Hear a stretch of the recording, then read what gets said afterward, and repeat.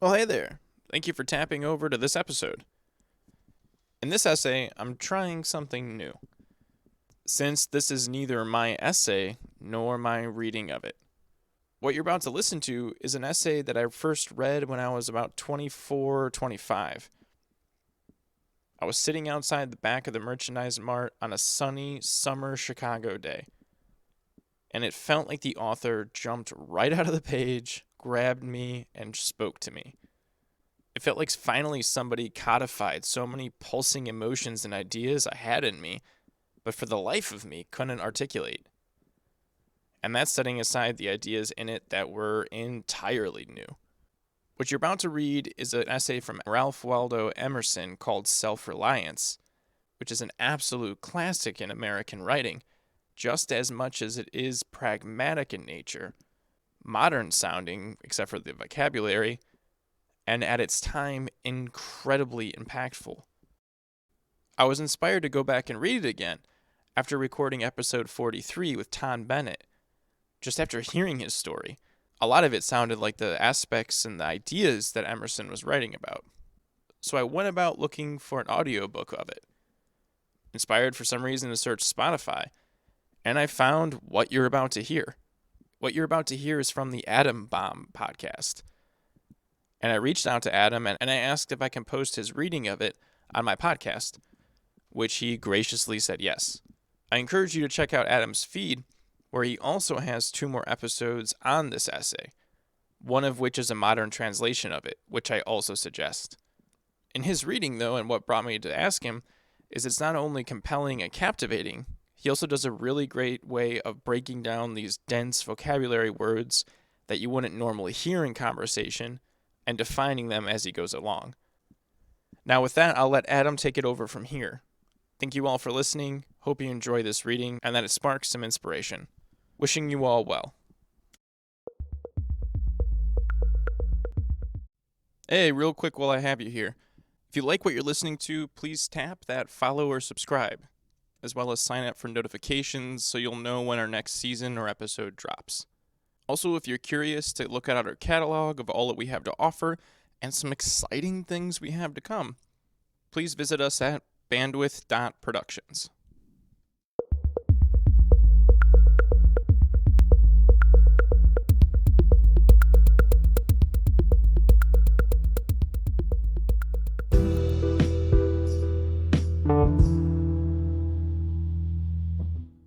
I love the essay by Ralph Waldo Emerson called Self-Reliance.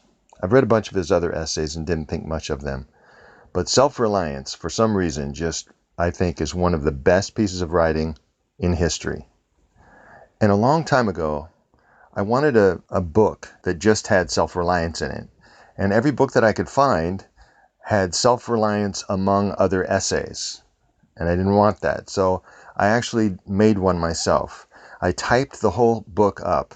I found the most ancient copy I could that seemed the most accurate to what he actually wrote, and I typed the whole thing up. And then I did this on Word. At the time, I had a program that could change a Word program and print it out as a booklet that you could fold and staple together. So I did that, but I also made footnotes for all the words in there that I didn't know, and there were a lot of them. And they were words that were in the dictionary, but they were so unused, generally speaking, nowadays, that I didn't know what they were. And I read a lot, and I look up words, and there was a bunch of them I didn't know. So anyway, I put this together with footnotes that define the words, and I am going to now read this to you. Here we go. I read the other day some verses written by an eminent painter, which were original and not conventional. Always the soul hears an admonition in such lines, let the subject be what it may. The sentiment they instill is of more value than any thought they may contain. To believe your own thought, to believe that what is true for you in your private heart is true for all men, that is genius. Speak your latent conviction, and it shall be the universal sense. For always the inmost becomes the outmost, and our first thought is rendered back to us by the trumpets of the last judgment. Familiar as the voice of the mind is to each, the highest merit we ascribe to Moses, Plato, and Milton is that they set at naught books and traditions, and spoke not what men, but what they thought. A man should learn to detect and watch that gleam of light which flashes across his mind from within, more than the luster of the firmament of bards and sages. Yet he dismisses without notice his thought, because it is his. In every work of genius we recognize our own rejected thoughts. They come back to us with a certain alienated majesty. Great works of art have no more affecting lesson for us than this. They teach us to abide by our spontaneous impression with good-humored inflexibility than most when the whole cry of voices is on the other side. Else tomorrow a stranger will say, with masterly good sense, precisely what we have thought and felt all the time, and we shall be forced to take with shame our own opinion from another. There is a time in every man's education when he arrives at the conviction that envy is ignorance, that imitation is suicide, that he must take himself, for better or worse, as his portion, that though the wide universe is full of good, no kernel of nourishing corn can come to him but through his toil, bestowed on the plot of ground which is given him to till. The power which resides in him is new in nature, and none but he knows what that is which he can do, nor does he know until he has tried. Not for nothing, one face, one character, one fact makes much impression on him, and another none. It is not without pre-established harmony, this sculpture in the memory. The eye was placed where one ray should fall, that it might testify to that particular ray. Bravely let him speak the utmost syllable of his confession. We but half express ourselves and are ashamed of that divine idea which each of us represents. It may be safely trusted as proportionate and of good issues, so it be faithfully imparted, but God will not have his work made manifest by cowards. It needs a divine man to exhibit anything divine.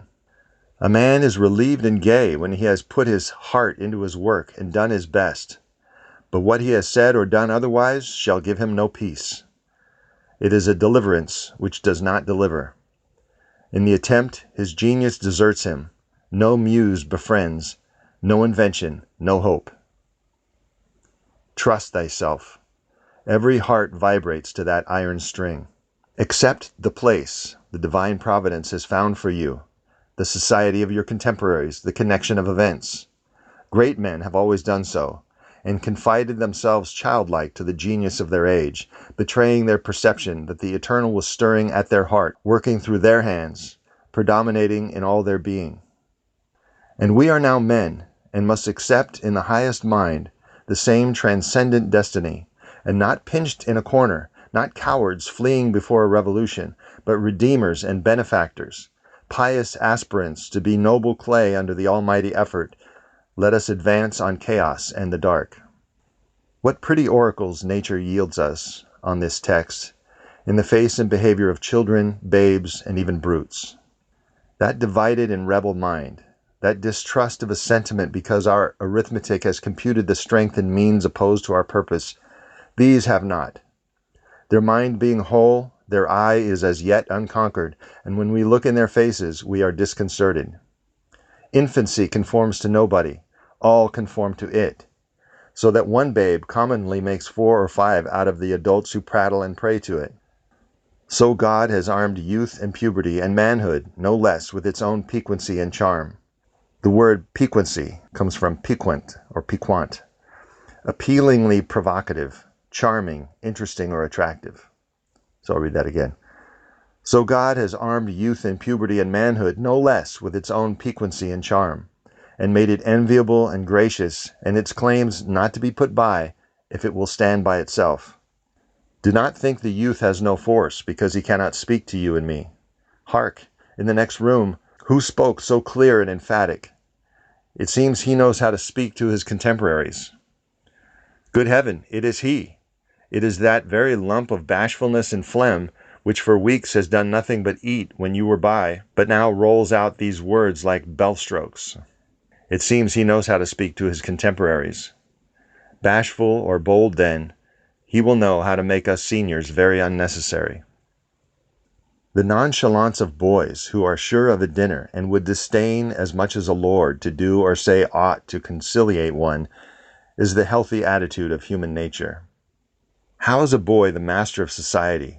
Independent, irresponsible, looking out from his corner on such people and facts as pass by, he tries and sentences them on their merits in the swift, summary way of boys, as good, bad, interesting, silly, eloquent, troublesome. He cumbers himself never about consequences, about interests. He gives an independent, genuine verdict. You must court him. He does not court you. But the man is, as it were, clapped into jail by his consciousness. As soon as he has once acted or spoken with éclat, he is a committed person. Éclat means great brilliance, as of performance or achievement, conspicuous success, great acclamation or applause. As soon as he has once acted or spoken with éclat, he is a committed person, watched by the sympathy or hatred of hundreds, whose affections must now enter into his account. There is no Lethe for this. Lethe is, in Greek and Roman mythology, one of the rivers of Hades, whose waters caused those who drank them to forget all their former life. There is no Lethe for this. Ah, that he could pass again into his neutral, godlike independence. Who can thus lose all pledge, and, having observe again from the same unaffected, unbiased, unbribable, unaffrighted innocence? Unaffrighted means unfrightened, unterrified. Who can thus lose all pledge, and, having observe again from the same unaffected, unbiased, unbribable, unaffrighted innocence, must always be formidable, must always engage the poet's and the man's regards.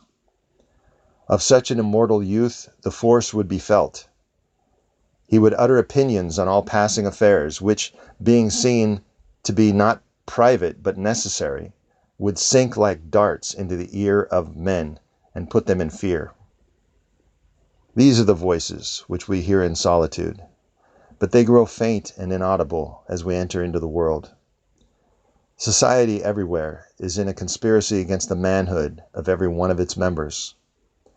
Society is a joint stock company in which the members agree, for the better securing of his bread to each shareholder, to surrender the liberty and culture of the eater. The virtue in most request is conformity. Self-reliance is its aversion. It loves not realities and creators, but names and customs. Whoso would be a man must be a nonconformist. He who would gather immortal palms must not be hindered by the name of goodness, but must explore if it be goodness. Nothing is at last sacred but the integrity of your own mind. Absolve you to yourself, and you shall have the suffrage of the world. I remember an answer which, when quite young, I was prompted to make a valued adviser who was wont to importune me with the dear old doctrines of the Church. Importune means to beset with insistent or repeated requests, entreat pressingly, to ask for urgently or repeatedly, to annoy, to vex. That's importune. I remember an answer which, when quite young, I was prompted to make a valued adviser who was wont to importune me with the dear old doctrines of the Church. On my saying, "What have I to do with the sacredness of traditions if I live wholly from within?" my friend suggested, "But these impulses may be from below, not from above." I replied, "They do not seem to me to be such, but if I am the devil's child, I will live then from the devil. No law can be sacred to me but that of my nature. Good and bad are but names very readily transferable to that or this. The only right is what is after my constitution, the only wrong what is against it. A man is to carry himself in the presence of all opposition as if everything were titular and ephemeral but he." I'm going to define those two words. Titular means relating to, having the nature of, or constituting a title, titular. Ephemeral is lasting for a markedly brief time, living or lasting only for a day, as certain plants or insects do. Transient. A man is to carry himself in the presence of all opposition as if everything were titular and ephemeral but he. I am ashamed to think how easily we capitulate to badges and names, to large societies and dead institutions. Every decent and well-spoken individual affects and sways me more than is right. I ought to go upright and vital, and speak the rude truth in all ways. If malice and vanity wear the coat of philanthropy, shall that pass? If an angry bigot assumes this bountiful cause of abolition and comes to me with his last news from Barbados, why should I not say to him, Go love thy infant, love thy woodchopper, and be good-natured and modest. Have that grace, and never tarnish your hard, uncharitable ambition with this incredible tenderness for black folk 1,000 miles off. Thy love afar is spite at home. Rough and graceless would be such a greeting, but truth is handsomer than the affectation of love. Affectation is a show, a pretense, or display, behavior that is assumed rather than natural, artificiality, a particular habit, as of speech or dress, adopted to give a false impression. That's affectation. Rough and graceless would be such a greeting, but truth is handsomer than the affectation of love. Your goodness must have some edge to it, else it is none. The doctrine of hatred must be preached as the counteraction of the doctrine of love when that pules and whines. Pule means to whine, to whimper. I shun father and mother and wife and brother when my genius calls me. I would write on the lintels of the doorpost, whim. Lintel is a horizontal beam that forms the upper member of a window or door frame and supports the structure above it. I would write on the lintels of the doorpost, whim. I hope it is somewhat better than whim at last, but we cannot spend the day in explanation. Expect me not to show cause why I seek or why I exclude company. Then again, do not tell me, as a good man did today, of my obligation to put all poor men in good situations. Are they my poor? I tell thee, thou foolish philanthropist, that I grudge the dollar, the dime, the cent I give to such men as do not belong to me and to whom I do not belong. There is a class of persons to whom by all spiritual affinity I am bought and sold. For them I will go to prison if need be. But your miscellaneous popular charities, the education at the College of Fools, the building of meeting houses to the vain end to which many now stand, alms to sots and 1,000-fold relief societies. There's a lot of words here I'm going to define. Vain, meaning not yielding the desired outcome. Fruitless. A sot is a drunkard. So let me do that one again. There is a class of persons to whom by all spiritual affinity I am bought and sold. For them I will go to prison if need be. But your miscellaneous popular charities, the education at the College of Fools, the building of meeting houses to the vain end to which many now stand, alms to sots, and the 1,000-fold relief societies, though I confess with shame I sometimes succumb and give the dollar, it is a wicked dollar, which by and by I shall have the manhood to withhold. Virtues are, in the popular estimate, rather the exception than the rule. There is the man and his virtues. Men do what is called a good action, as some piece of courage or charity, much as they would pay a fine in expiation of daily non-appearance on parade. To expiate means to make amends or reparation for, atone.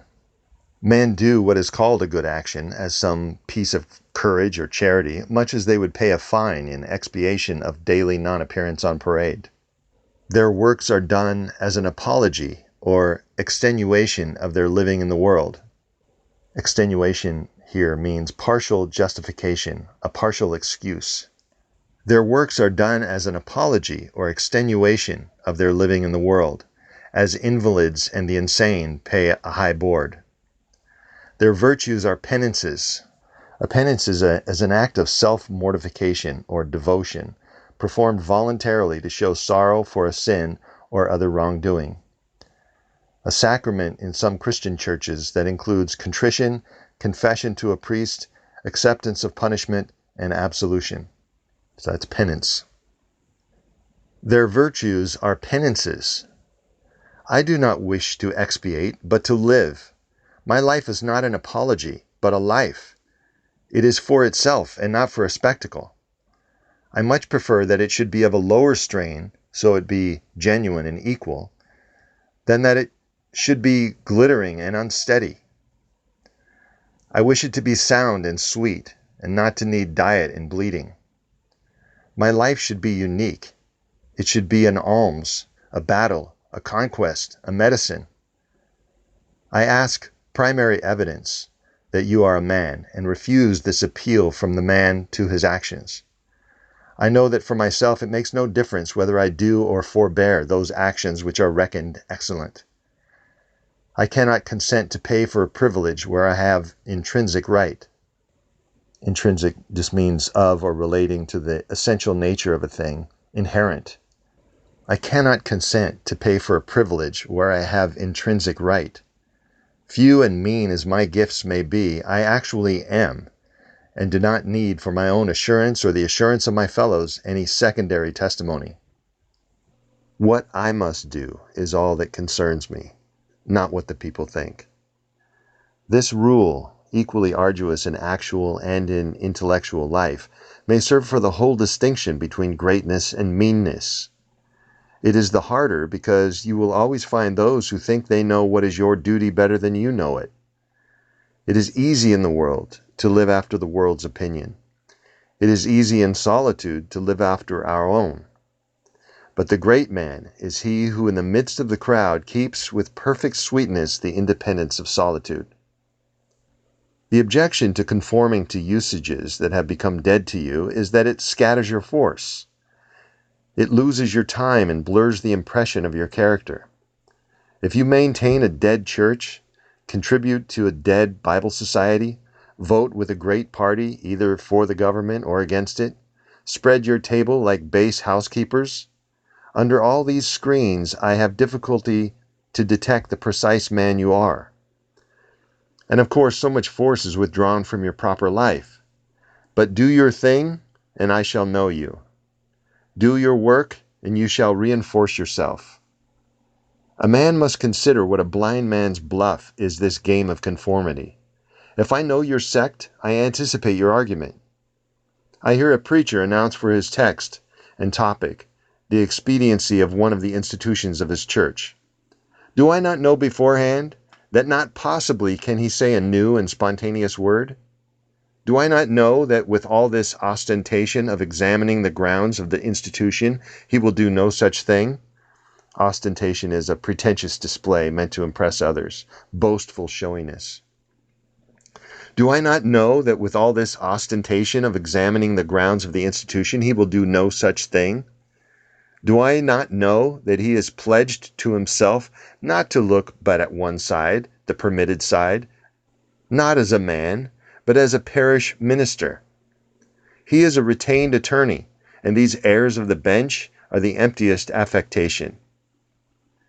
Well, most men have bound their eyes with one or another handkerchief, and attached themselves to some one of these communities of opinion. This conformity makes them not false in a few particulars, authors of a few lies, but false in all particulars. Their every truth is not quite true. Their two is not the real two. Their four is not the real four, so that every word they say chagrins us, and we know not where to begin to set them right. Chagrin is a keen feeling of mental unease, as of annoyance or embarrassment, caused by failure, disappointment, or a disconcerting event. Their two is not the real two, their four not the real four, so that every word they say chagrins us, and we know not where to begin to set them right. Meantime, nature is not slow to equip us in the prison uniform of the party to which we adhere. We come to wear one cut of face and figure, and acquire by degrees the gentlest asinine expression. There is a mortifying experience in particular. Mortify means to cause to experience shame, humiliation, or wounded pride. To discipline one's body and physical appetites by self-denial or self-inflicted privation. There is a mortifying experience in particular which does not fail to wreak itself also in the general history. I mean the foolish face of praise, the forced smile which we put on in company where we do not feel at ease, in answer to conversation which does not interest us. The muscles not spontaneously moved, but moved by a low, usurping willfulness, grow tight about the outlines of the face. Usurping is to seize and hold the power, for example, or the rights of another, by force and without legal authority, to take over or occupy without right. The muscles, not spontaneously moved, but moved by a low, usurping willfulness, grow tight about the outline of the face and make the most disagreeable sensation, a sensation of rebuke and warning which no brave young man will suffer twice. Rebuke is to criticize or reprove sharply, reprimand. A sensation of rebuke and warning which no brave young man will suffer twice. For nonconformity, the world whips you with its displeasure, and therefore a man must know how to estimate a sour face. The bystanders look askance on him in the public street or in the friend's parlor.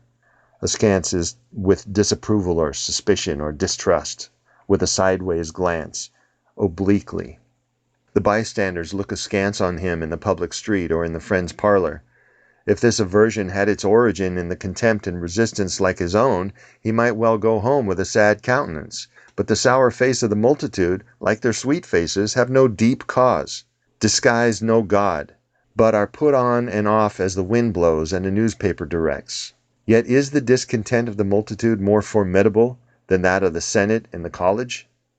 It is easy enough for a firm man who knows the world to brook the rage of the cultivated classes. Brook here means to put up with, tolerate. It is easy enough for a firm man who knows the world to brook the rage of the cultivated classes. Their rage is decorous and prudent, for they are timid, as being very vulnerable themselves. But when to their feminine rage the indignation of the people is added, when the ignorant and the poor are aroused, when the unintelligent brute force that lies at the bottom of society is made to growl and mow, it needs the habit of magnanimity and religion to treat it godlike as a trifle of no concernment. The other terror that scares us from self-trust is our consistency, a reverence for our past act or word, because the eyes of others have no other data for computing our orbit than our past acts, and we are loath to disappoint them. But why should you keep your head over your shoulder? Why drag about this monstrous corpse of your memory, lest you contradict somewhat you have stated in this or that public place? Suppose you should contradict yourself. What then? It seems to be a rule of wisdom never to rely on your memory alone, scarcely even in acts of pure memory, but to bring the past for judgment into the thousand-eyed present and live ever in a new day. Trust your emotion. In your metaphysics you have denied personality to the deity, yet when the devout motions of the soul come, yield to them heart and life, though they should clothe God with shape and color. Leave your theory, as Joseph his coat, in the hands of the harlot, and flee. A foolish consistency is the hobgoblin of little minds, adored by little statesmen and philosophers and divines. With consistency a great soul has simply nothing to do. He may as well concern himself with his shadow on the wall. Out upon your guarded lips, sew them up with packthread do. Else if you would be a man, speak what you think today, in words as hard as cannonballs, and tomorrow speak what tomorrow thinks, in hard words again, though it contradict everything you said today. And then, exclaimed the aged ladies, you shall be sure to be misunderstood. Misunderstood! It is a right fool's word. Is it so bad, then, to be misunderstood? Pythagoras was misunderstood, and Socrates, and Jesus, and Luther, and Copernicus, and Galileo, and Newton, and every pure and wise spirit that ever took flesh. To be great is to be misunderstood. I suppose no man can violate his nature. All the sallies of his will are rounded in by the law of his being. Sally is to rush out or leap forth suddenly, to issue suddenly from a defensive or besieged position to attack an enemy, to set out on a trip or an excursion, sallied forth to see the world.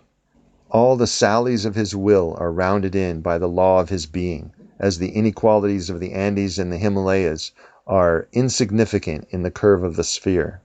Nor does it matter how you gauge and try him. A character is like an acrostic or an Alexandrian stanza. An acrostic is a poem or series of lines in which certain letters, usually the first in each line, form a name, a motto, or a message when read in sequence. A character is like an acrostic or Alexandria stanza. Read it forward, backward, or across, it still spells the same thing.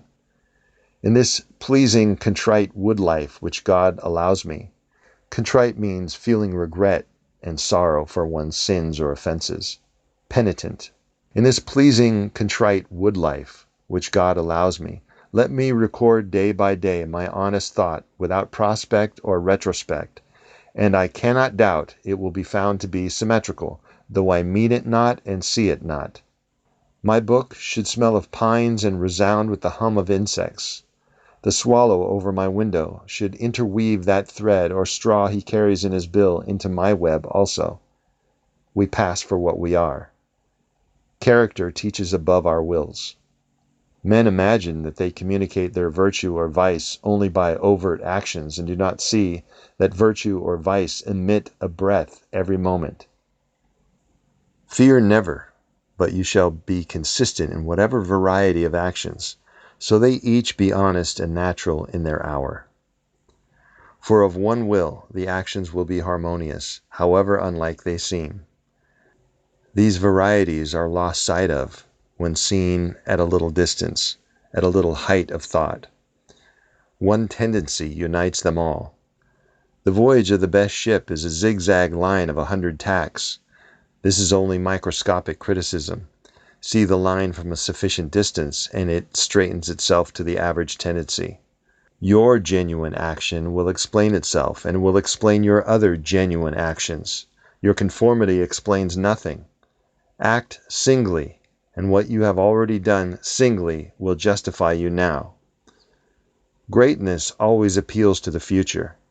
If I can be great enough now to do right and scorn eyes, I must have done so much right before as to defend me now.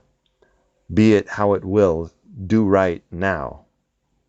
Always scorn appearances, and you always may. The force of character is cumulative. All the foregone days of virtue work their health into this. What makes the majesty of the heroes of the Senate and the field, which so fills the imagination?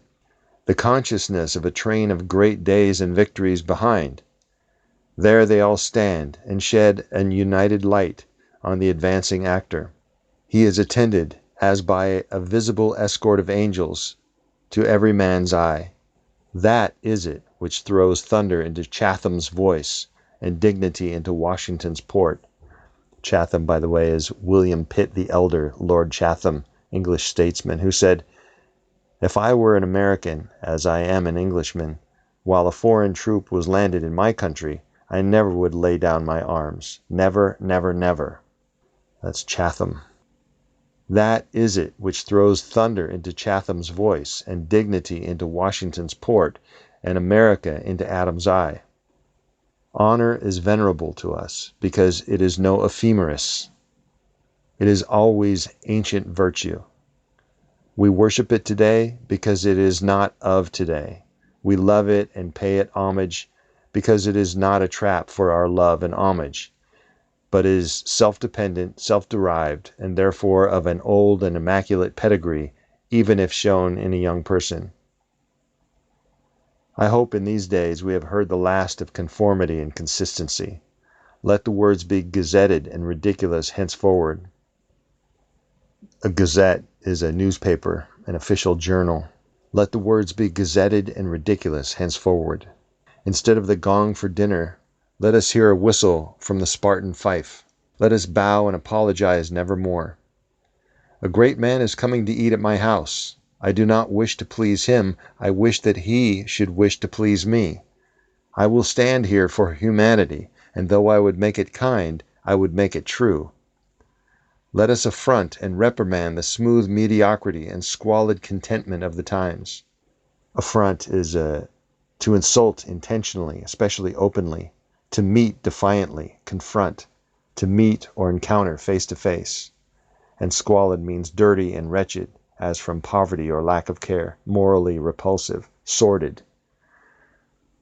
Let us affront and reprimand the smooth mediocrity and squalid contentment of the times, and hurl in the face of custom and trade and office the fact which is the upshot of all history, that there is a great responsible thinker and actor moving wherever moves a man, that a true man belongs to no other time or place, but is the center of all things. Where he is, there is nature. He measures you and all men and all events. You are constrained to accept his standard. Ordinarily, everybody in society reminds us of somewhat else, or of some other person. Character, reality, reminds you of nothing else. It takes place of the whole creation. The man must be so much that he must make all circumstances indifferent, put all means into the shade. This all great men are and do. Every true man is a cause, a country, and an age, requires infinite spaces and numbers and time fully to accomplish his thought, and posterity seem to follow his steps as a procession. A man Caesar is born, and for ages after we have a Roman Empire. Christ is born, and millions of minds so grow and cleave to his genius that he is confounded with virtue and the possible of man. Cleave means to adhere, cling, or stick fast, to be faithful, and confound means to fail to distinguish, mix up. Christ is born, and millions of minds so grow and cleave to his genius that he is confounded with virtue and the possible of man. An institution is the lengthened shadow of one man, as the Reformation of Luther, Quakerism of Fox, Methodism of Wesley, abolition of Clarkson, Scipio, Milton called the height of Rome, and all history resolves itself very easily into the biography of a few stout and earnest persons. Let a man then know his worth and keep things under his feet. Let him not peep or steal or skulk up and down with the air of a charity boy, a bastard, or an interloper in the world which exists for him. But the man in the street, finding no worth in himself which corresponds to the force which built a tower or sculptured a marble god, feels poor when he looks on these. To him, a palace, a statue, or a costly book have an alien and forbidding air, much like a gay equipage, and seem to say like that, "Who are you, sir?" Yet they all are his, suitors for his notice, petitioners to his faculties, that they will come out and take possession. The picture waits for my verdict. It is not to command me, but I am to settle its claims to praise. That popular fable of the sot who was picked up dead drunk in the street, carried to the Duke's bed, and on his waking treated with all the obsequious ceremonies of the Duke, and assured that he had been insane, owes its popularity to the fact that it symbolizes so well the state of man, who is in the world a sort of sot, but now and then wakes up, exercises his reason, and finds himself a true prince. Our reading is mendicant and sycophantic. Mendicant means depending on alms for a living, practicing begging. A sycophant is a servile self-seeker who attempts to win favor by flattering influential people. Our reading is mendicant and sycophantic. In history, our imagination makes fools of us, plays us false. Kingdom and lordship, power and estate are a gaudier vocabulary than Private John and Edward in a small house and common day's work, but the things of life are the same to both. The sum total of both is the same. Why all this deference to Alfred and Scanderbeg and Gustavus? Alfred is the king of Wessex, often called Alfred the Great. Scanderbeg is an Albanian national hero, the son of an Albanian prince. Gustavus I was the king of Sweden, founder of the modern Swedish state. Why all this deference to Alfred and Scanderbeg and Gustavus? Suppose they were virtuous. Did they wear out virtue? As great a stake depends on your private act today, as followed their public and renowned steps. When private men shall act with original views, the luster will be transferred from the actions of kings to those of gentlemen. The world has indeed been instructed by its kings, who have so magnetized the eyes of nations.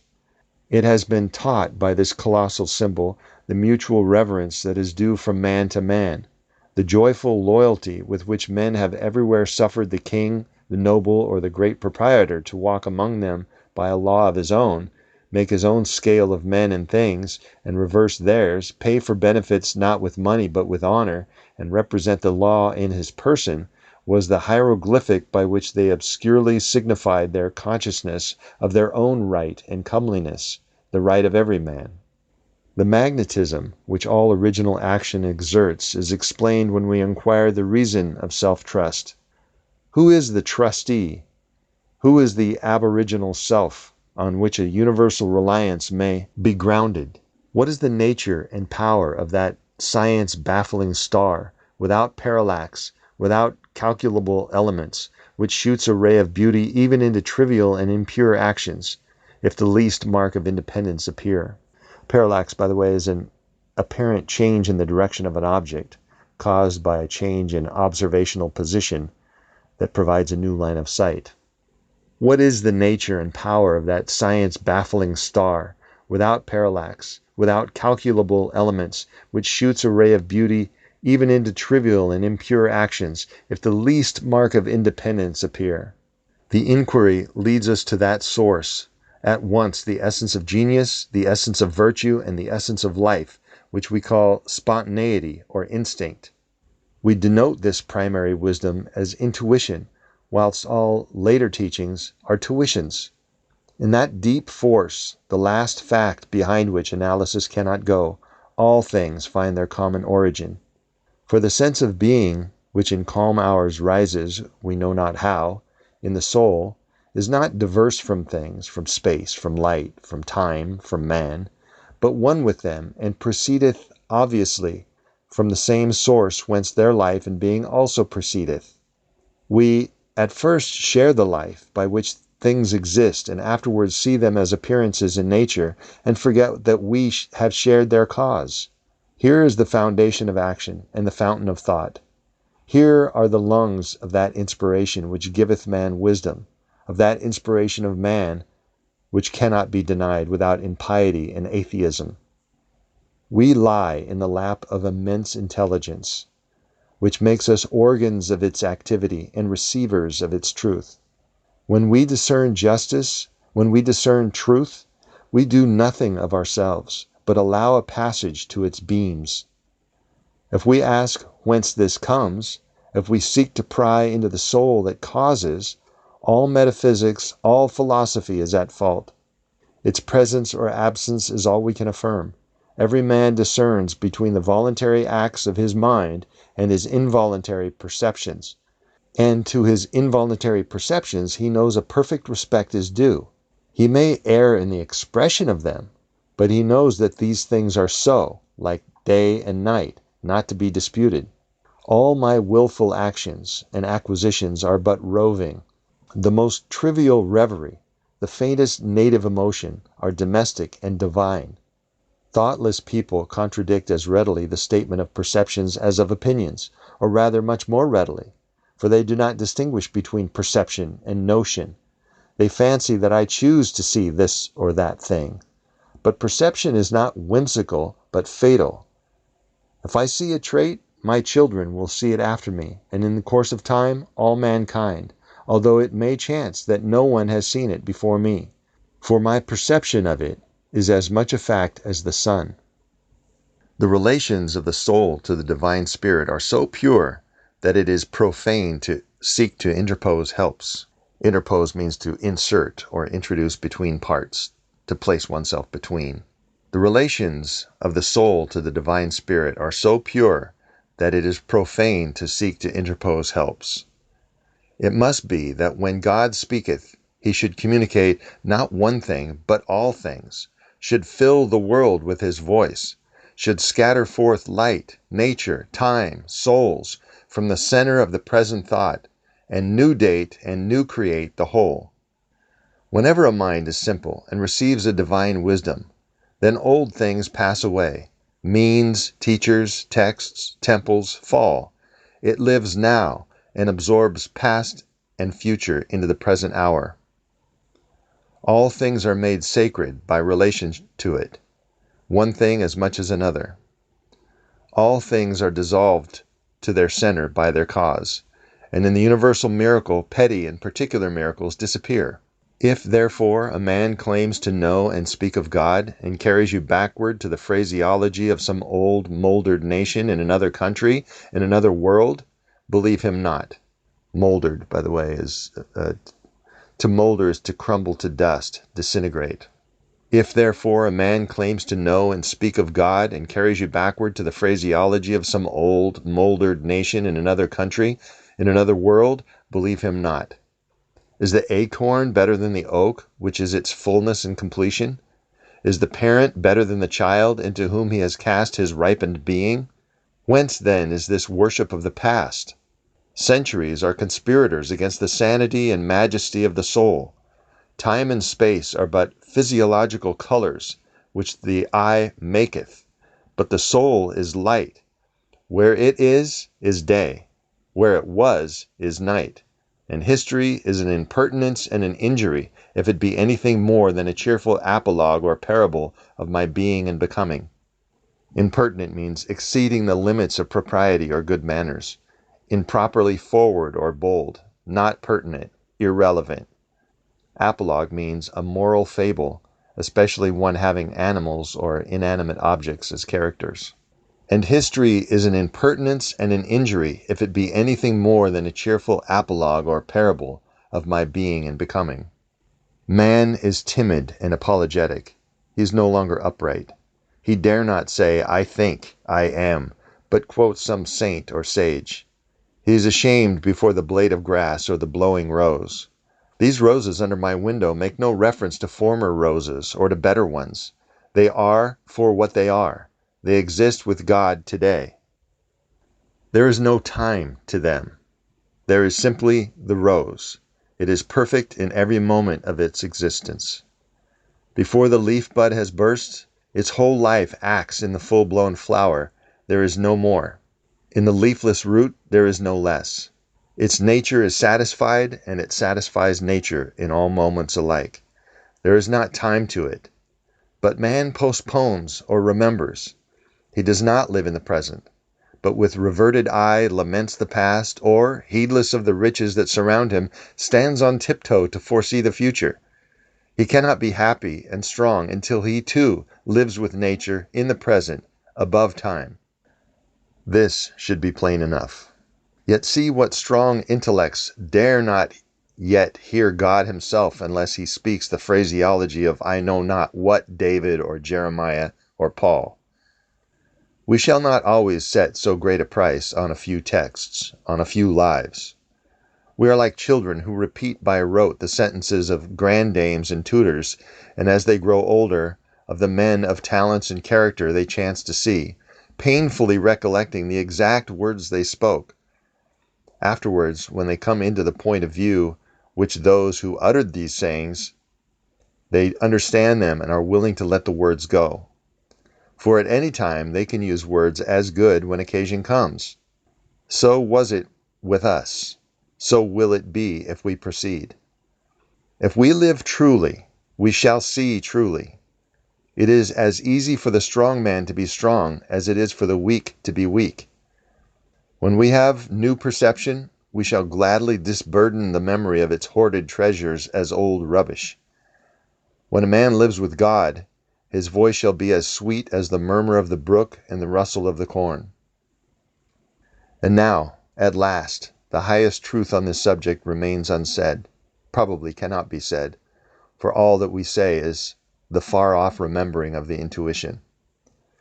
That thought, by which I can now nearest approach to say it, is this. When good is near you, when you have life in yourself, it is not by any known or appointed way. You shall not discern the footprints of another. You shall not see the face of man. You shall not hear any name. The way, the thought, the good shall be wholly strange and new. It shall exclude all other being. You take the way from man, not to man. All persons that ever existed are its fugitive ministers. There shall be no fear in it. Fear and hope alike are beneath it. It asks nothing. There is somewhat low even in hope. We are then in vision. There is nothing that can be called gratitude nor properly joy. The soul is raised over passion. It seeth identity and eternal causation. It is a perceiving that truth and right are. Hence it becomes a tranquility out of the knowing that all things go well. Vast spaces of nature, the Atlantic Ocean, the South Sea, vast intervals of time, years, centuries, are of no account. This, which I think and feel, underlay that former state of life and circumstances, as it does underlie my present, and will always, all circumstances, and what is called life and what is called death. Life only avails, not the having lived. Avail means to be of use or advantage, to help. Life only avails, not the having lived. Power ceases in the instant of repose. Repose is the act of resting or the state of being at rest, freedom from worry, peace of mind, calmness, tranquility. Power ceases in the instant of repose. It resides in the moment of transition from a past to a new state, in the shooting of a gulf, in the darting to an aim. This one fact the world hates, that the soul becomes, for that forever degrades the past, turns all riches to poverty, all reputation to a shame, confounds the saint with the rogue, shoves Jesus and Judas equally aside. Why then do we prate of self-reliance? Prate means to talk idly and at length, to chatter. Why then do we prate of self-reliance? Inasmuch as the soul is present, there will be power, not confident, but agent. Agent here means acting, opposite of patiently waiting. Inasmuch as the soul is present, there will be power, not confident, but agent. To talk of reliance is a poor external way of speaking.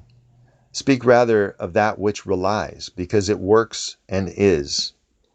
Who has more soul than I masters me, though he should not raise his finger.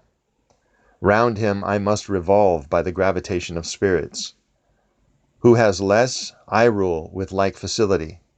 We fancy it rhetoric when we speak of eminent virtue. We do not yet see that virtue is height, and that a man or a company of men, plastic and permeable to principles, by the law of nature must overpower and ride all cities, nations, kings, rich men, poets, who are not.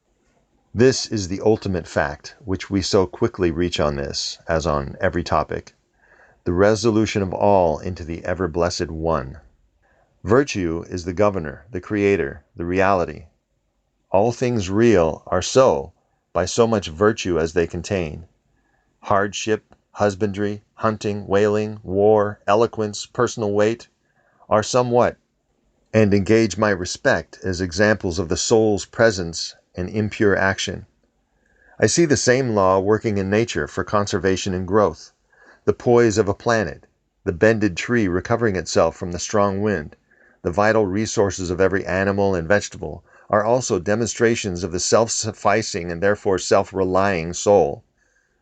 All history, from its brightest to its trivial passage, is the various record of this power. Thus all concentrates. Let us not rove, let us sit at home with the cause. Let us stun and astonish the intruding rabble of men and books and institutions by a simple declaration of the divine fact. Bid them take the shoes off from their feet, for God is here within. Let our simplicity judge them, and our docility to our own law demonstrate the poverty of nature and fortune beside our own native riches. But now we are a mob. Man does not stand in awe of men, nor is the soul admonished to stay at home, to put itself in communication with the internal ocean. Admonish means to reprove gently but earnestly, to counsel another against something to be avoided, caution, to remind of something forgotten or disregarded as an obligation or a responsibility. Man does not stand in awe of men, nor is the soul admonished to stay at home, to put itself in communication with the internal ocean, but it goes abroad to beg a cup of water of the urns of men. We must go alone. Isolation must precede true society. I like the silent church before the service begins better than any preaching. How far off, how cool, how chaste the persons look, begirt each one with a precinct or sanctuary. Begirt means to encircle with or as if with a band. How far off, how cool, how chaste the persons look, begirt each one with a precinct or sanctuary. Let us always sit. Why should we assume the faults of our friend or wife or father or child because they sit around our hearth or are said to have the same blood?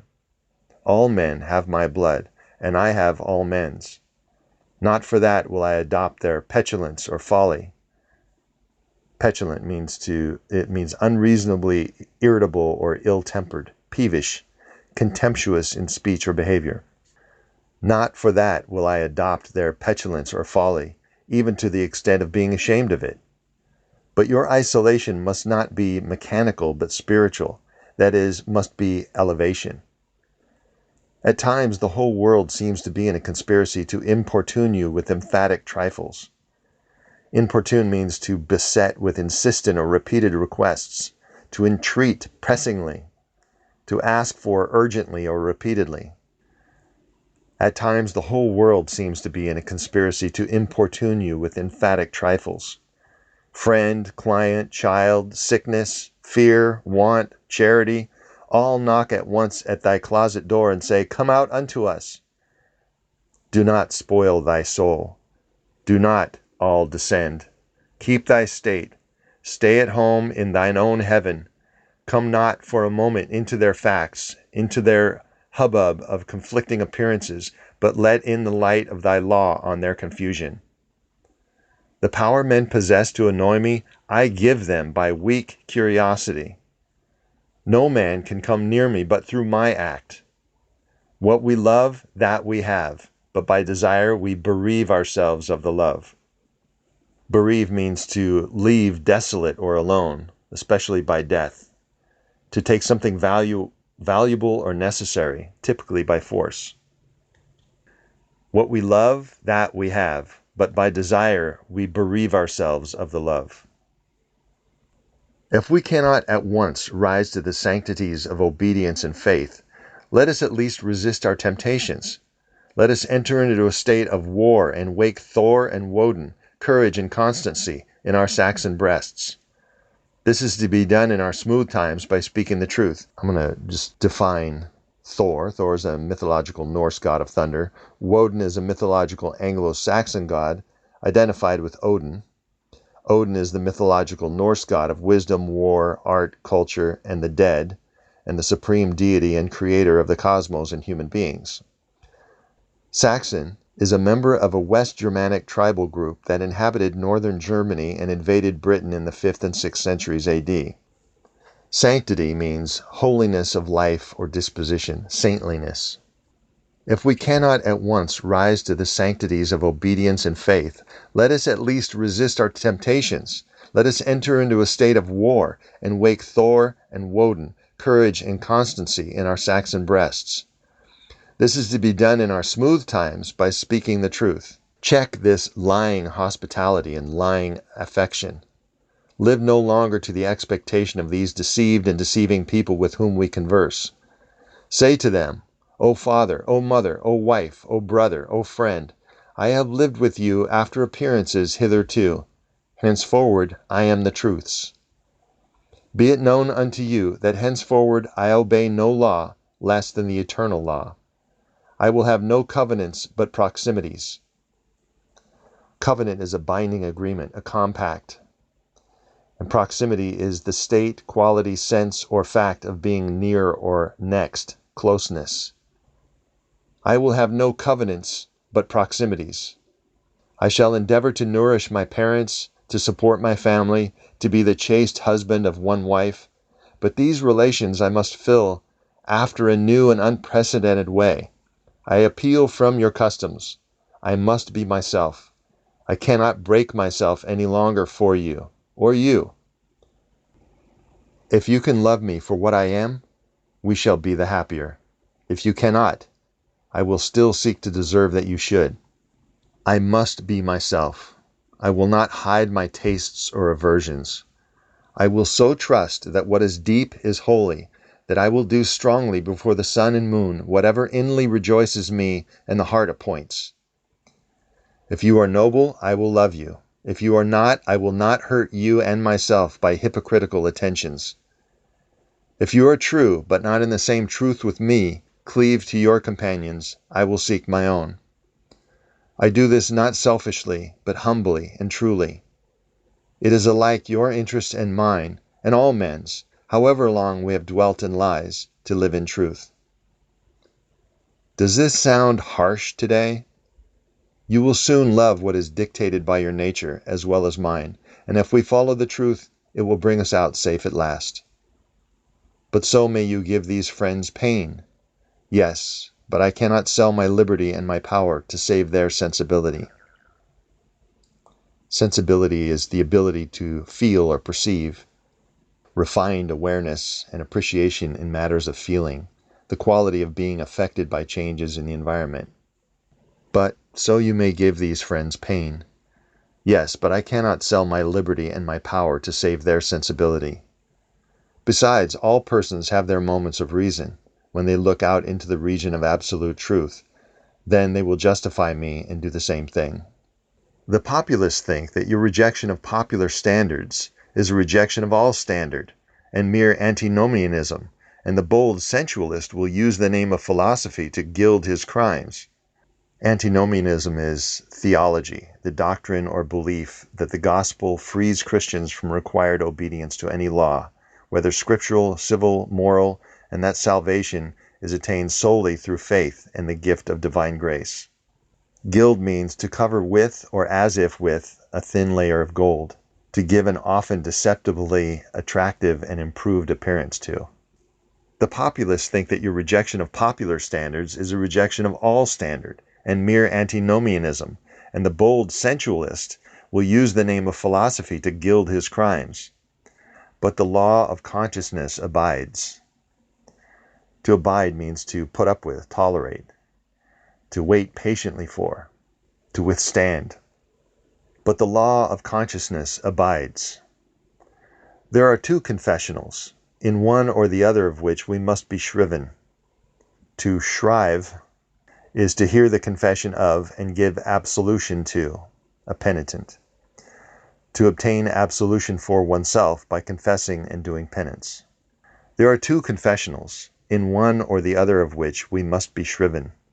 You may fulfill your round of duties by clearing yourself in the direct or in the reflex way. Consider whether you have satisfied your relations to father, mother, cousin, neighbor, town, cat, and dog, whether any of these can upbraid you. Upbraid means to sharply voice disapproval, to express disappointment, disapproval, or criticism, to scold. Consider whether you have satisfied your relations to father, mother, cousin, neighbor, town, cat, and dog, whether any of these can upbraid you. But I may also neglect this reflex standard and absolve me to myself. Absolve means to pronounce clear of guilt or blame, to relieve of a requirement or an obligation, to grant a remission of sin, to pardon. But I may also neglect this reflex standard and absolve me to myself. I have my own stern claims in perfect circle. It denies the name of duty to many offices that are called duties. But if I can discharge its debts, it enables me to dispense with the popular code. If anyone imagines that this law is lax, let him keep its commandment one day. And truly, it demands something godlike in him who has cast off the common motives of humanity and has ventured to trust himself for a taskmaster. High be his heart, faithful his will, clear his sight, that he may in good earnest be doctrine, society, law to himself, that a simple purpose may be to him as strong as iron necessity is to others. If any man consider the present aspects of what is called by distinction society, he will see the need of these ethics. The sinew and heart of man seem to be drawn out, and we are become timorous, desponding whimperers. Timorous means full of apprehensiveness, timid. Despond means to become disheartened or discouraged. The sinew and heart of man seem to be drawn out, and we are become timorous, desponding whimperers. We are afraid of truth, afraid of fortune, afraid of death, and afraid of each other. Our age yields no great and perfect persons. We want men and women who shall renovate life and our social state, but we see that most natures are insolvent, cannot satisfy their own wants. Insolvent means unable to meet debts or discharge liabilities, bankrupt. We want men and women who shall renovate life and our social state, but we see that most natures are insolvent, cannot satisfy their own wants, have an ambition out of all proportion to their practical force, and so do lean and beg day and night continually. Our housekeeping is mendicant. Mendicant means depending on alms for a living, practicing begging. A member of an order of friars forbidden to own property in common, who work or beg for their living. Our housekeeping is mendicant. Our arts, our occupation, our marriages, our religion, we have not chosen, but society has chosen for us. We are parlor soldiers. The rugged battle of fate, where strength is born, we shun. If our young men miscarry in their first enterprises, they lose all heart. If the young merchant fails, men say he is ruined. If the finest genius studies at one of our colleges and is not installed in an office within 1 year afterwards in the cities or suburbs of Boston or New York, it seems to his friends and to himself that he is right in being disheartened and in complaining the rest of his life. A sturdy lad from New Hampshire or Vermont, who in turn tries all the professions, who teams it, farms it, peddles, keeps a school, preaches, edits a newspaper, goes to Congress, buys a township, and so forth in successive years, and always like a cat falls on his feet, is worth 100 of these city dolls. He walks abreast with his days and feels no shame in not studying a profession, for he does not postpone his life, but lives already. He has not one chance, but 100 chances. Let a Stoic arise who shall reveal the resources of man and tell men they are not leaning willows, but can and must detach themselves, that with the exercise of self-trust, new powers shall appear, that a man is the Word made flesh, born to shed healing to the nations, that he should be ashamed of our compassion, and that the moment he acts from himself, tossing the laws, the books, idolatries, and customs out of the window, we pity him no more, but thank and revere him. Revere means to regard with awe, deference, and devotion. We pity him no more, but thank and revere him. And that teacher shall restore the life of man to splendor and make his name dear to all history. It is easy to see that a greater self-reliance, a new respect for the divinity in man, must work a revolution in all the offices and relations of men, in their religion, in their education, in their pursuits, their modes of living, their association, in their property, in their speculative views. And here he lists 4 things. 1. In what prayers do men allow themselves? That which they call a holy office is not so much as brave and manly. Prayer looks abroad and asks for some foreign addition to come through, some foreign virtue, and loses itself in endless mazes of natural and supernatural, and mediatorial and miraculous. Prayer that craves a particular commodity, anything less than all good, is vicious. Prayer is the contemplation of the facts of life from the highest point of view. It is the soliloquy of a beholding and jubilant soul. It is the Spirit of God pronouncing his works good. But prayer as a means to effect a private end is theft and meanness. It supposes duality and not unity in nature and consciousness. As soon as the man is at one with God, he will not beg. He will then see prayer in all action. The prayer of the farmer kneeling in his field to weed it, the prayer of the rower kneeling with the stroke of his oar, are true prayers heard throughout nature, though for cheap ends. Karatach, in Fletcher's Bonduca, when admonished to inquire the mind of the god Ayudate, replies, "His hidden meaning lies in our endeavors. Our valors are our best gods." Another sort of false prayers are our regrets. Discontent is the want of self-reliance. It is infirmity of will. Regret calamities if you can thereby help the sufferer. If not, attend your own work, and already the evil begins to be repaired. Our sympathy is just as base. We come to them who weep foolishly and sit down and cry for company, instead of imparting to them truth and health in rough electric shocks, putting them once more in communication with the soul. The secret of fortune is joy in our hands. Welcome evermore to gods and men is the self-helping man. For him all doors are flung wide. Him all tongues greet, all honors crown, all eyes follow with desire. Our love goes out to him and embraces him because he did not need it. We solicitously and apologetically caress and celebrate him because he held on his way and scorned our disapprobation. The gods love him because men hated him. To the persevering mortal, said Zoroaster, the blessed immortals are swift. Zoroaster was a religious teacher and prophet in ancient Persia. As men's prayers are a disease of the will, so are their creeds a disease of the intellect. They say with those foolish Israelites, let not God speak to us, lest we die. Speak thou, speak any man with us, and we will obey.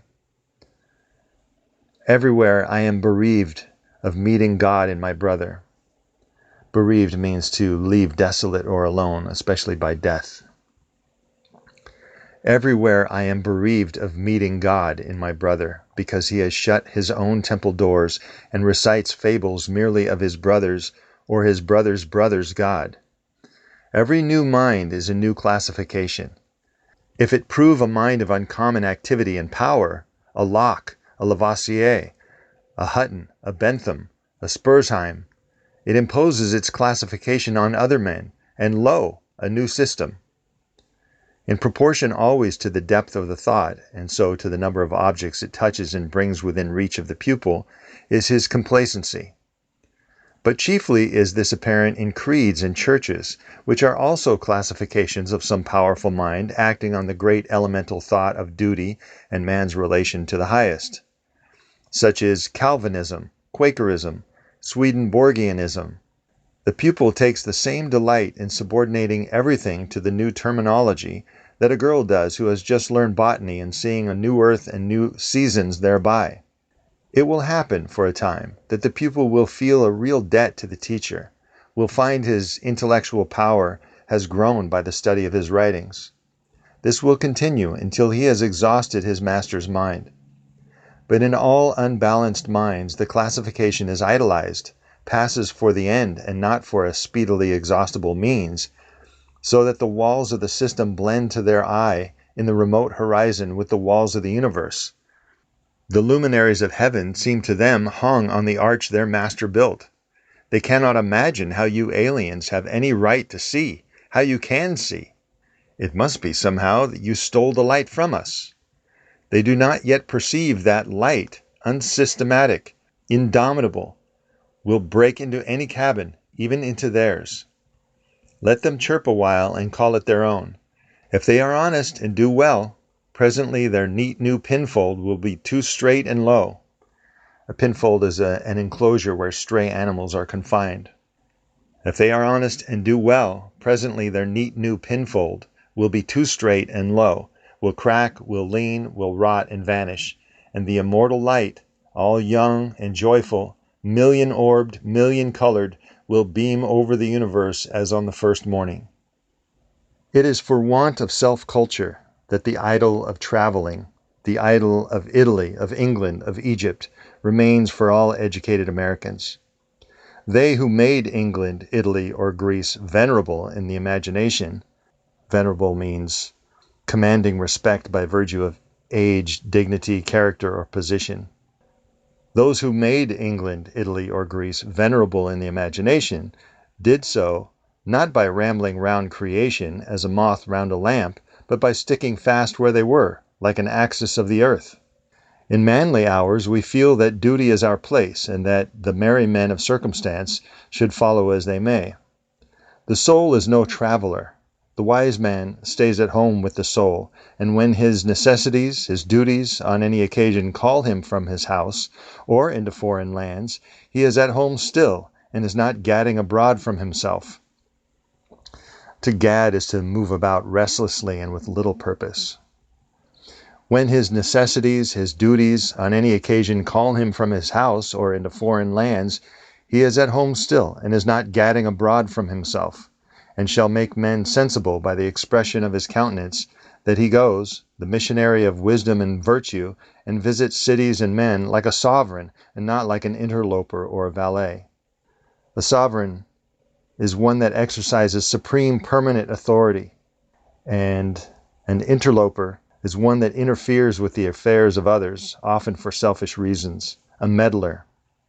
He goes, the missionary of wisdom and virtue, and visits cities and men like a sovereign, and not like an interloper or a valet. I have no churlish objection to the circumnavigation of the globe for the purposes of art. A churl is a rude, boorish person. I have no churlish objection to the circumnavigation of the globe for the purposes of art, of study, and benevolence, so that the man is first domesticated, or does not go abroad with the hope of finding somewhat greater than he knows. He travels to be amused, or to get somewhat which he does not carry, travels away from himself, and grows old even in youth among old things. In Thebes, in Palmyra, his will and mind have become old and dilapidated as they. He carries ruins to ruins. Traveling is a fool's paradise. We owe to our first journeys the discovery that place is nothing. At home I dream that at Naples, at Rome, I can be intoxicated with beauty and lose my sadness.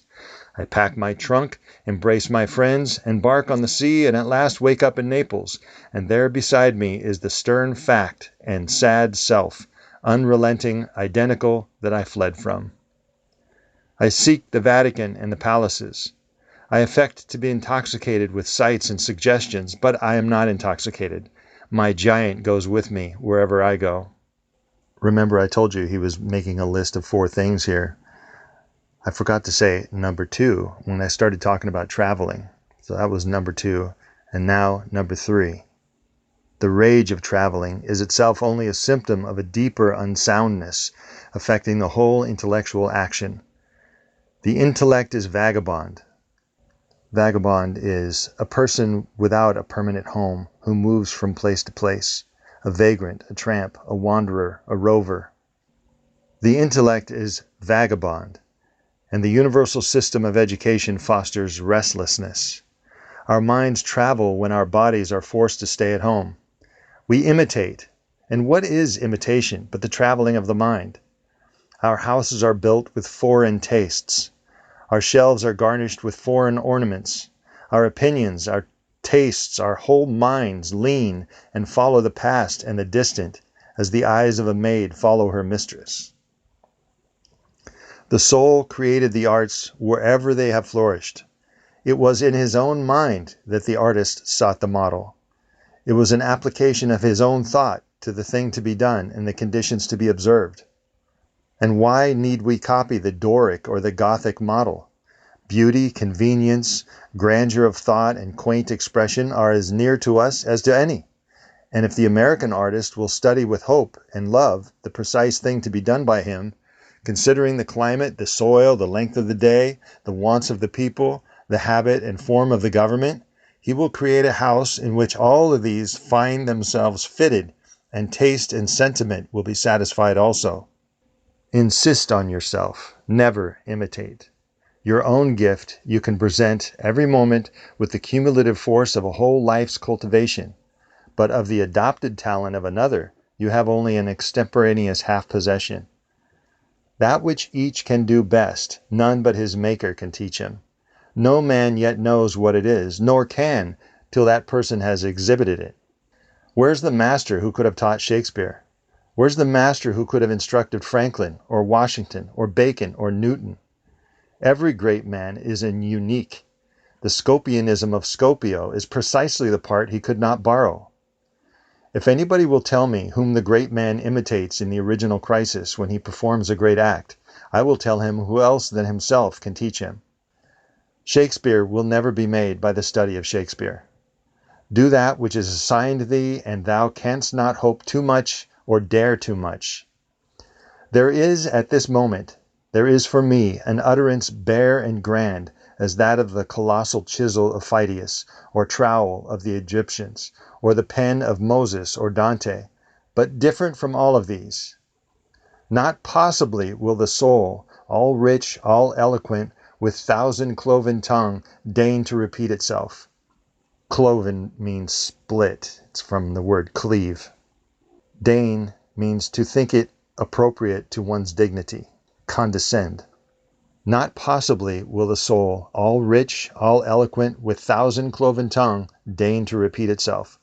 But if I can hear what these patriarchs say, surely I can reply to them in the same pitch of voice, for the ear and the tongue are two organs of one nature. Dwell up there in the simple and noble regions of thy life. Obey thy heart, and thou shalt reproduce the foreworld again. And finally, number 4. As our religion, our education, our art look abroad, so does our spirit of society. All men plume themselves on the improvement of society. Plume just means to decorate, to cover. It also means to congratulate oneself in a self-satisfied way. All men plume themselves on the improvement of society, and no man improves. Society never advances. It recedes as fast on one side as it gains on the other. Its progress is only apparent, like the workers of a treadmill. It undergoes continual changes. It is barbarous, it is civilized, it is Christianized, it is rich, it is scientific. But this change is not amelioration. Ameliorate is to make or become better, to improve. But this change is not amelioration. For everything that is given, something is taken. Society acquires new arts and loses old instincts. What a contrast between the well-clad, reading, writing, thinking American with a watch, a pencil, and a bill of exchange in his pocket, and the naked New Zealander, whose property is a club, a spear, a mat, and an undivided 20th of a shed to sleep under. But compare the health of the two men, and you shall see that his aboriginal strength the white man has lost. If the traveler tell us truly, strike the savage with a broad axe, and in a day or two the flesh shall unite and heal as if you struck the blow into soft pitch, and the same blow shall send the white to his grave. The civilized man has built a coach, but has lost the use of his feet. He is supported on crutches, but lacks so much support of the muscle. He has got a fine Geneva watch, but he has lost the skill to tell the hour by the sun. A Greenwich nautical almanac he has, and so being sure of the information when he wants it, the man in the street does not know a star in the sky. The solstice he does not observe, the equinox he knows as little, and the whole bright calendar of the year is without a dial in his mind. His notebooks impair his memory, his libraries overload his wit, the insurance office increases the number of accidents, and it may be a question whether machinery does not encumber, whether we have not lost by refinement some energy, by a Christianity entrenched in establishments, and forms some vigor of wild virtue. For every Stoic was a Stoic, but in Christendom, where is the Christian? There is no more deviation in the moral standard than in the standard of height or bulk. No greater men are now than ever were. A singular equality may be observed between the great men of the first and of the last ages. Nor can all the science, art, religion, and philosophy of the 19th century avail to educate greater men than Plutarch's heroes. Plutarch was a Delphic priest who wrote biographies of Greek and Roman legislators, orators, soldiers, and statesmen, and attempted to depict their character. A singular equality may be observed between the great men of the first and of the last ages. Nor can all the science, art, religion, and philosophy of the 19th century avail to educate greater men than Plutarch's heroes, 3 or 4 and 20 centuries ago. Not in time is the race progressive. Phocion, Socrates, Anaxagoras, Diogenes were great men, but they leave no class. He who is really of their class will not be called by their name, but be wholly his own man, and in his turn a founder of a sect. The arts and inventions of each period are only its costume and do not invigorate men. The harm of the improved machinery may compensate its good. Hudson and Bering accomplished so much in their fishing boats as to astonish Parry and Franklin, whose equipment exhausted the resources of science and art. Galileo, with an opera glass, discovered a more splendid series of facts than anyone since. Columbus found the New World in an undecked boat. It is curious to see the periodical disuse and perishing of means and machinery which were introduced with loud laudation a few years or centuries before. Laudation is expressing or conferring praise. It is curious to see the periodical disuse and perishing of means and machinery which were introduced with loud laudation a few years or centuries before. A great genius returns to essential man. We reckoned the improvements of the art of war among the triumphs of science, yet Napoleon conquered Europe by the bivouac. Bivouac is a temporary encampment, often in an unsheltered area. We reckoned the improvements of the art of war among the triumphs of science, yet Napoleon conquered Europe by the bivouac, which consisted of falling back on naked valor and disencumbering it of all aids. The emperor held it impossible to make a perfect army, says Las Casas, without abolishing our arms, magazines, commissaries, and carriages, until, in imitation of the Roman custom, the soldier should receive his supply of corn, grind it in his hand mill, and bake his bread himself. Society is a wave. The wave moves onward, but the water of which it is composed does not. The same particle does not rise from the valley to the ridge. Its unity is only phenomenal. The persons who make up a nation today die, and their experience with them. And so the reliance on property, including the reliance on governments which protect it, is the want of self-reliance. Men have looked away from themselves and at things so long they have come to esteem what they call the soul's progress, namely the religious, learned, and civil institutions, as guards of property, and they depreciate assaults on property. They measure their esteem of each other by what each has, and not by what each is. But a cultivated man becomes ashamed of what he has, out of a new respect for his being. Especially he hates what he has if he sees that it is accidental, came to him by inheritance, or a gift, or crime.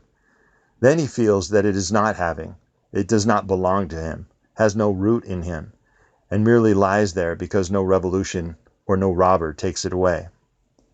But that which a man is, does always by necessity acquire, and what the man acquires is permanent and living property, which does not wait the beck of rulers or mobs or revolutions or fire or storm or bankruptcies, but perpetually renews itself wherever the man is put.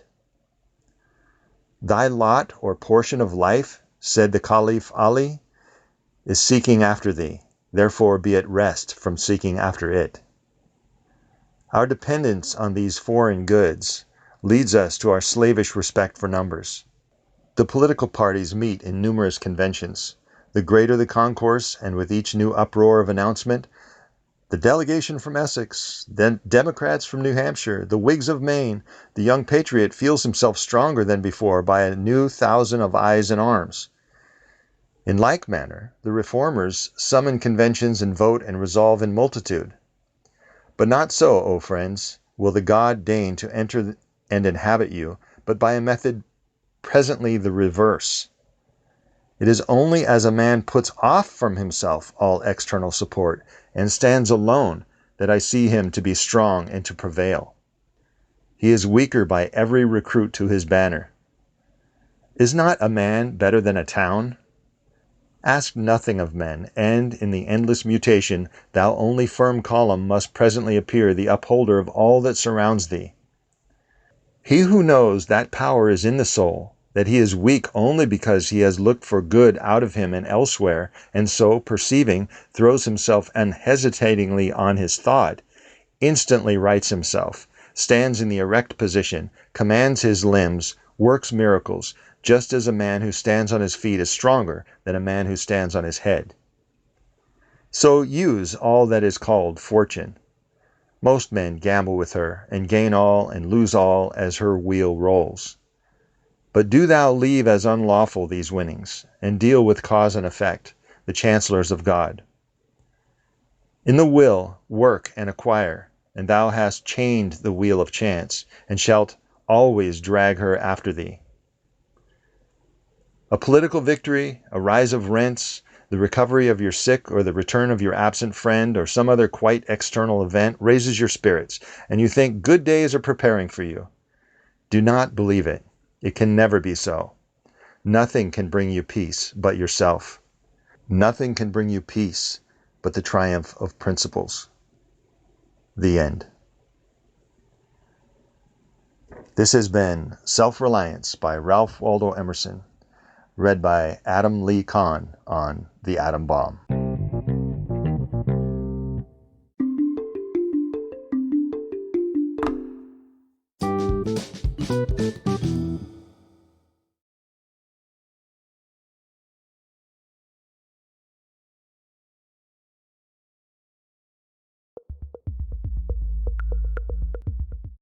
Hey, real quick while I have you here.